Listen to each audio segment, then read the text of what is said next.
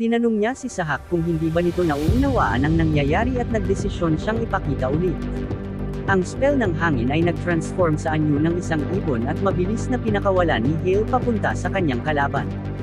Nagsimulang kabahan si Sahak at iniisip kung ito ba ay isang wind spell dahil ang spell ay mayroong double shot property. Kinumpirma ng ating bida ang iniisip ni Sahak at idineklara na kaya niya itong gawin. Gumawa siya ng 4 na spell ng hangin na anyong ibon at sinabi kay Sahak na harangin ang mga ito. Pinakawalan ni Hale ang mga spell, at gumawa si Sahak ng magic barrier upang harangin ito. Ngumiti siya at kinumbinsi ang sarili na kaya niyang harangin ang first circle spells. Ngunit isang spell ng hangin ang tumama sa kanyang likod. Napaungol si Sahak sa sakit at iniisip ang wind spear na dumaan sa baluktot na trajectory. Tinawag ni Hale ang atensyon ni Sahak na tila nawawala sa ulirat habang nag-iisip. Idineklara ng bida na nagsisimula pa lang ang laban at muling gumawa ng mga spell ng hangin na anyong ibon. Patuloy na inatake ni Hale si Sahak gamit ang mga spell ng hangin na gumagalaw tulad ng mga chess piece. Nagpasya si Sahak na lumayo sa abot ng mga spell at lumikha ng distansya. Napansin niya na limitado ang magic power at saklaw, kaya't inakala niyang hindi siya maaabot ng mga wind spear ni Hale. Ngumiti si Hale at sinabing maganda ang naging desisyon ni Sahak. Binago ng bida ang kanyang paraan sa laban.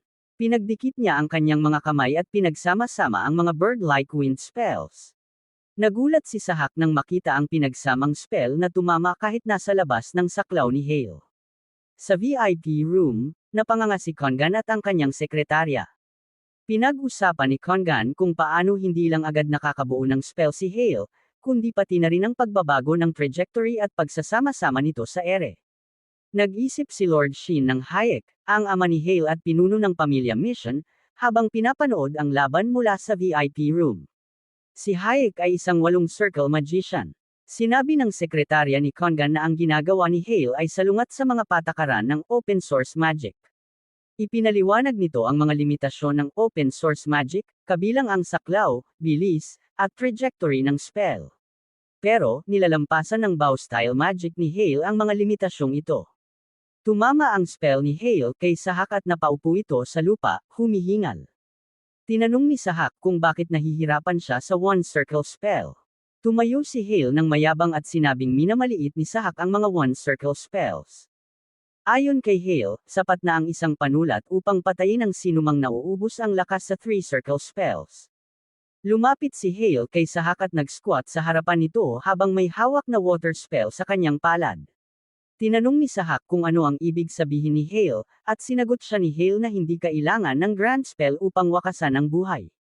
Ginamit ni Hale ang water spell upang pumasok sa bibig ni Sahak, hanggang sa tuluyan siyang nabalutan nito at nagsimulang mahirapang huminga. Walang pakialam si Hale sa pag-ubo ni Sahak at ipinaliwanag ang proteksyon ng kanilang battle uniforms.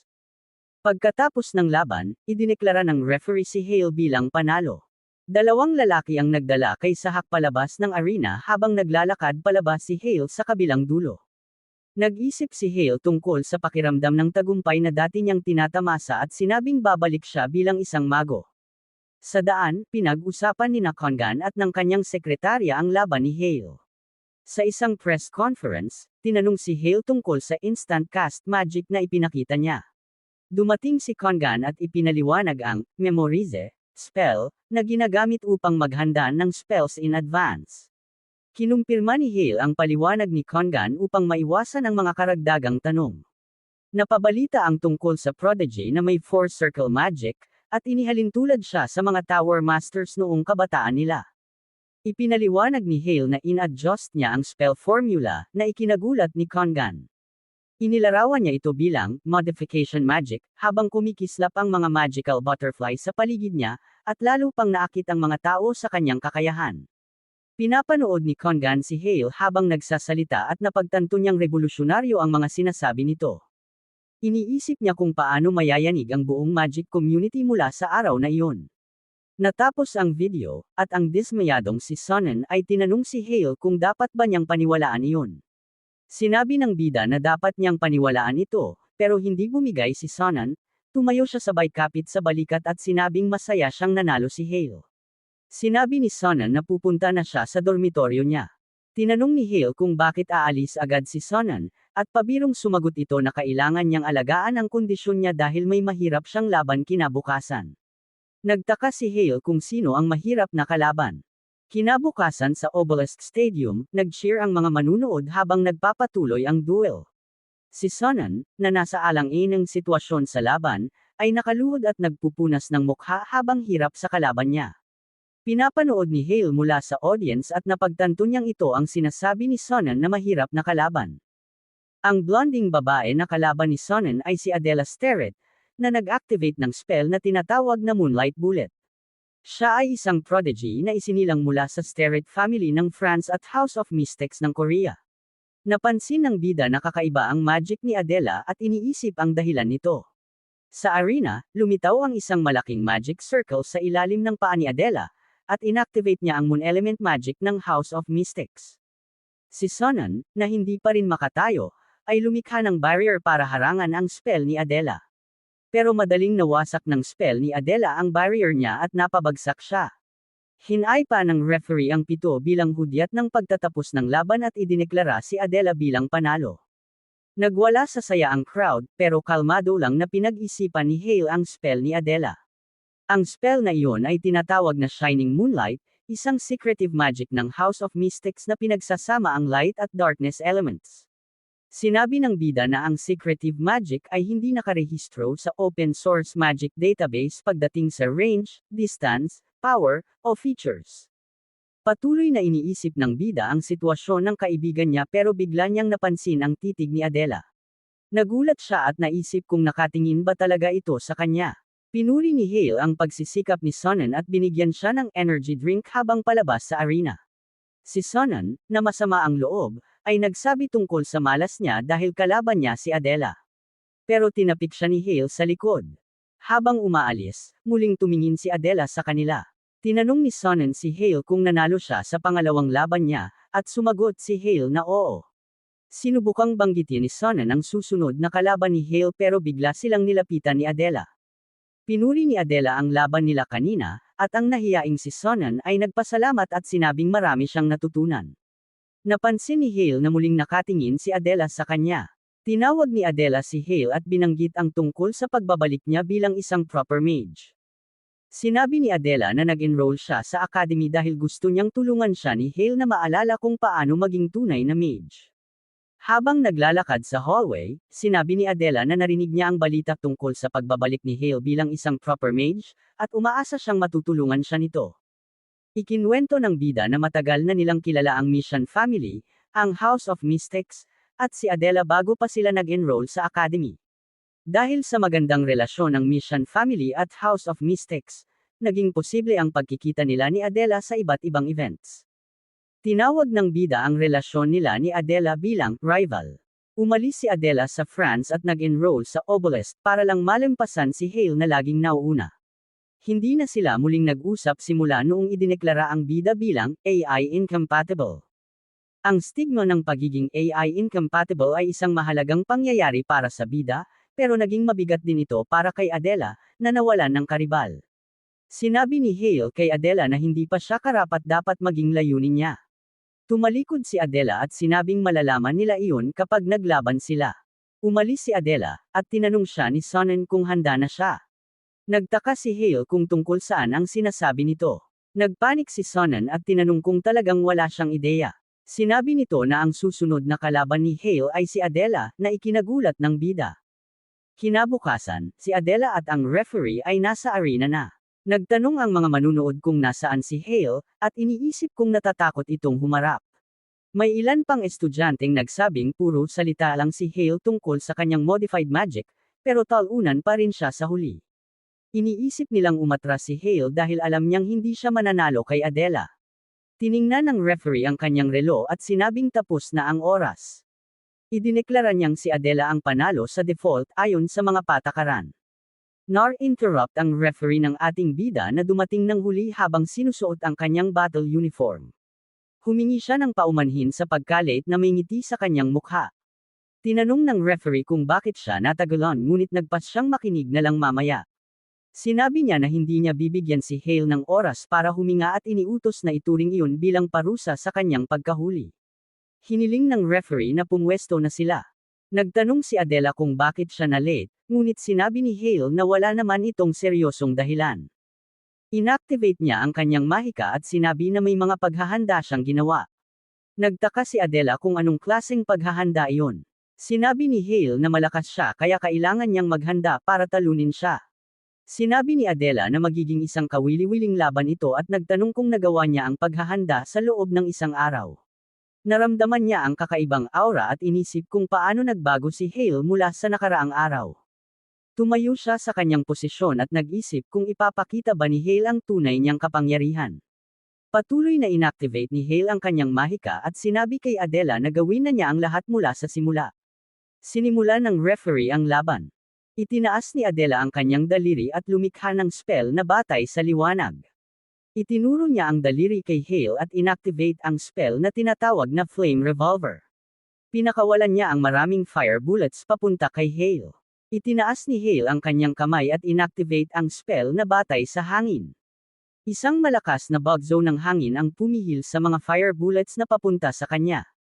Napaikom ng kamao si Adela at lumikha ng malaking karayom gamit ang spell na tinatawag na Earth Needle. Maraming Earth Needles ang sumulpot mula sa sahig at mabilis na pumunta sa direksyon ni Hale. Tumalon si Hale upang iwasan ang spell ni Adela. Sinabi ni Adela na nasa ere si Hale at hindi nito maiiwasan ang susunod niyang spell.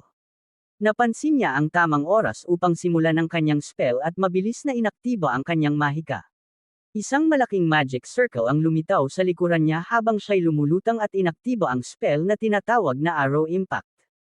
Habang nasa ere pa rin si Hale, napansin niyang ang spell ni Adela ay isang atake na nakatuon sa isang taong walang depensa sa ere, isang spell na hindi maiiwasan kahit alam niyang paparating ito. Ngumiti si Hale at inisip na ito ay isang pangkaraniwang konsepto. Inaktibo niya ang isang barrier at ginamit ito upang makabalanse sa ere. Ang ibang mga estudyanteng nanunood ng laban ay nagulat dahil sa imposibleng gawain na iyon. Pinag-uusapan nila kung paano nagawa ni Hale na gumamit ng defensive barrier magic habang nasa ere. Kitang-kita sa mukha ni Adela ang pagkagulat at tinanong niya kung ano ang nangyayari. Napansin niya na pinaikot ni Hale ang barrier at ginamit ito bilang isang plataporma. Inalala niya kung gaano pa rin kakaiba si Hale pagdating sa kanyang natatanging pakiramdam sa mahika. Nakatayo si Hale ng tuwid sa barrier sa ere at inisip na kailangan niyang gamitin ang lahat ng meron siya upang kontrahin ang lihim na moon element magic ng House of Mystics. Sinimulan niya ang kanyang spellcasting at nagdesisyong dalhin ang araw sa laban upang magamit ito sa kanyang kalamangan. Nahihirapan si Adela dahil sa sikat ng araw at ginamit ang kanyang kamay bilang lilim habang nakatingin kay Hale na nakatayo pa rin sa barrier sa ere. Napansin niya na may paparating na atake at wala siyang magawa kundi magdepensa. Nagtitiwala si Hale sa kanyang sarili habang ginagamit ang maliwanag na sikat ng araw bilang kalamangan. Gumawa si Adela ng isang malaking shield barrier. Habang tumatalon si Hale mula sa kanyang barrier, ginamit niya ang isang arrow spell upang lumikha ng isang wind blade at pinuntirya ang barrier ni Adela. Napansin ni Adela na ginamit ni Hale ang isang first circle spell laban sa kanyang third circle defensive spell. Napagtanto niya na nag-iingat si Hale. Tumalon pabalik si Hale pagkatapos ng atake at ligtas na lumapag sa lupa. Napansin ni Adela ang isang pagkakataon at nagdesisyong oras na niya upang umatake. Sinubukan niyang mag-activate ng isang attack spell ngunit siya'y pinigilan ng isang stealth spell na umagaw sa kanyang binti, Earthbind. Inisip niya kung kailan ito nagamit ni Hale at hinuhal niyang ito'y ginawa noong siya'y lumapag. Napansin niya rin na mabilis si Hale dahil halos hindi niya masundan ang kanyang mga galaw. Mabilis na tumakbo si Hale sa gilid ni Adela na hindi protektado ng kanyang shield barrier at inaktiba ang water missile spell. Agad na sinira ni Adela ang spell na nakagapos sa kanyang binti, ngunit tuloy-tuloy si Hale sa pagcast ng kanyang magic. Ang mga water balls na ginawa ni Hale ay nag-transform sa mga hugis dolphin. Pinuntirya niya ang mga ito kay Adela, ngunit ginamit ni Adela ang kanyang barrier upang harangan ang mga ito. Napagtanto ni Adela na ang kanyang kalaban ay manageable at inalala niya ang paliwanag ni Congan tungkol sa memorize ability ni Hale. Hinuha niyang tanging first circle spells lamang ang magagamit ni Hale at ngumiti siya dahil hindi siya matatalo ng ganitong mga low-tier spells. Isang spell na kahugis ng ibon mula sa hangin ang bumagsak sa lupa sa likuran ni Adela habang pinipigilan niya ang sunod-sunod na atake ni Hale. Nagulat siya kung kailan ito nagawa ng kanyang kalaban. Inalala niya ang laban ni Hale kay Sahak at hinuha niyang nakatago ang isang modified magic wind spear sa sikat ng araw. Bumagsak si Adela dahil sa epekto ng stealth wind spear.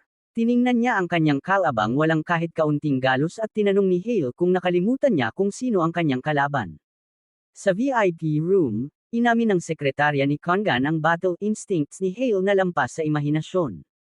Sinabi ni Congan na lahat ng ginawa ni Hale ay nakaplano na mula sa pag-iwas sa Earth Needle ni Adela. Nagbigay siya ng step-by-step na pagsusuri sa bawat hakbang ni Hale at ang kahulugan ng bawat isa na konektado sa susunod. Tinawag niyang si Hale ang isang Grand Mage ng First Circle. Tahimik na nanunood ang ama ni Hale, si Hayek, at nagsabi na kahit gaano kagaling, First Circle magic pa rin yun sa dulo. Sinabi ni Hayek kay Congan na magpatuloy sa panunood. Nakatayo na si Adela, at nagkatinginan silang dalawa bilang magkatunggaling kinikilala ang isa't isa. Sinabi ni Hayek kay Congan na hindi kayang gawin ni Hale ang isang finishing blow kahit nasa pabor na posisyon siya. Napansin din niya na hindi pa ginagamit ni Adela ang isang partikular na mahika. Inamin ni Adela ang kakayahan ni Hale at sinabing pinaalala nito ang kanilang mga nakaraang laban. Idineklara niyang haharapin niya si Hale gamit ang buong lakas niya. Sinimulan ni Adela ang kanyang spell activation. Napagtanto ng pangunahing tauhan na oras na upang harapin ang Ultimate Moon Attribute, ang lihim na mahika ng House of Mystics, Halo. Itinaas ni Adela ang kanyang kamay at nag-pose habang inaktiba ang kanyang spell.